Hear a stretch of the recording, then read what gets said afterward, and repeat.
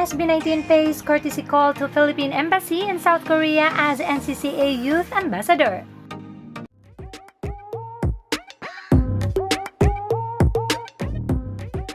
Here is the latest update on our P-pop king SB19 in South Korea.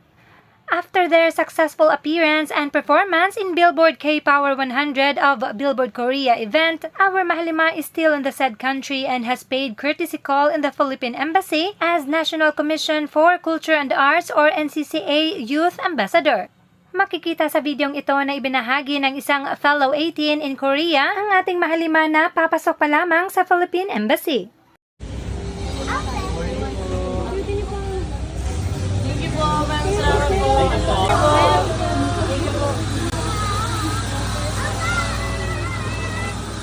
And also, baka may ibang activities pa ang SB19 sa Korea, kaya di pa muna sila umuuwi dito sa Pinas.